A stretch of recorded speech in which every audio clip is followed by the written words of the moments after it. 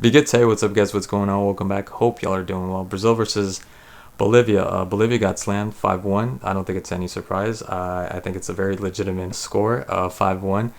Could have been more. Could have been more. Brazil missed so many opportunities, especially in the first half. I think they went soft on Bolivia, especially that first half. They missed so many opportunities. Neymar had that sick, amazing run in the first half where he took on pretty much half the team. And I think had Neymar been in his previous years, I think before 2017, he definitely would have chipped that ball over. He just needed to like scoop it up just a little bit. I think he made the wrong decision and just trying to kick it in, low to the ground. It was kind of predictable towards the end. And also just, I don't know, sometimes I feel that Neymar is a little bit overweight. He's definitely not fat, but for a guy that used to be very skinny, I think he's a little bit slightly overweight. And then again, his lifestyle, so could be that, could be a lot of things. Oh, and also the fact that he hasn't been playing for 7 months. So, but yeah, he missed a couple opportunities. There was another one, the crossbar that he hit. This was in the second half, really good shot. And I think there was one, or the penalty, of course, the penalty that was poorly taken. That was very poorly taken. By his standards, that needed to go in. And of course, congratulations to him, because he just accomplished something that doesn't seem like a big deal, but it is. He just surpassed Pelé for the all-time greatest scorer for Brazil. That's huge. It's not every day that you surpass someone that as iconic as the king. I know a lot of people are mostly consider Maradona as one of the best players, if not the best player in history. He's the one that's more talked about because there's a lot more videos. I think there's more, in color videos than there are Pelé, but still, nonetheless, I think that's an amazing feat. Say what you want about Neymar. Yes, I think he is a waste of flesh, a waste of talent. And, he had many more years, I think, to play in, or maybe not necessarily just because of the lifestyle that he leads. So him going to Chelsea, Manchester United probably wouldn't have been the best thing. It's better that he just kind of semi-hangs his boots by going to play to Saudis. But nevertheless, really good goal from Neymar when he eventually got to score. I think it was a pass from Rafinha to Rodrigo, and Rodrigo really good with the skill. I think that was a penalty had it not gone to Neymar, had Neymar not scored.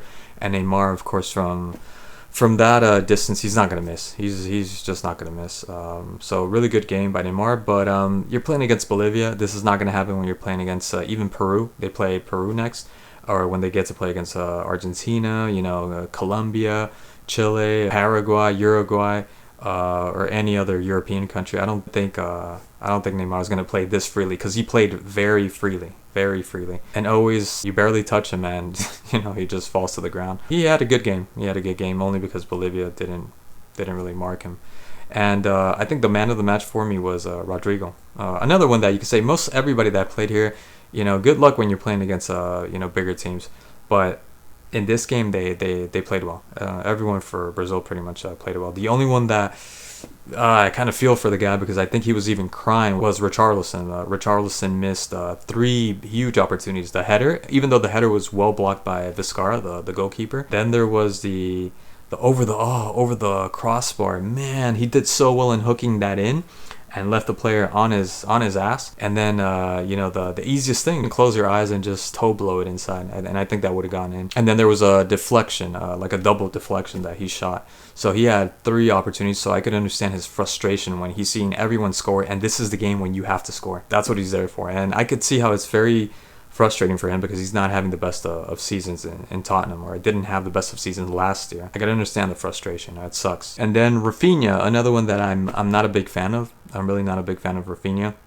I mean, when you play in Barcelona and you have a 16-year-old playing in front of you, that's saying a lot. Yeah, there should be no reason why Lamine Yamal, as good as he is, and I like Lamine Yamal, nothing against him, but as good as he is, there's no reason why you, in your prime, I don't know how old Rafinha is, 26, he should be playing ahead of Lamine Yamal. Brazilian, in Barcelona, winger. He has to be playing, I'm sorry.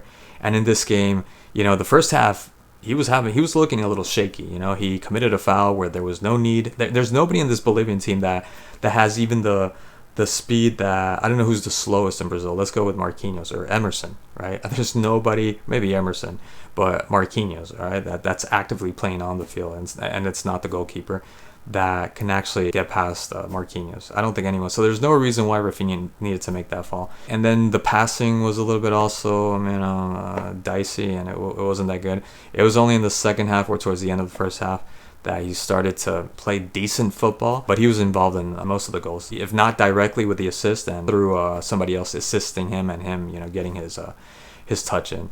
But really good goal from him too, with a little shimmy and then the deflection. And then I think he's the one that passed it to Neymar for the second goal. Just walked into the 16-yard box with the confidence and assertiveness that only Neymar has. And that pretty much ended the game. I was going to say about Rodrigo that I think he was the man of the match. I thought he had a really good game. He was very crucial in a lot of the plays for Brazil. He looked really sharp. He looked really good on the field. He looked really good. At one point, there was a little bit of a scare that he might get injured. He was holding his knee or his foot, but he seemed to be okay.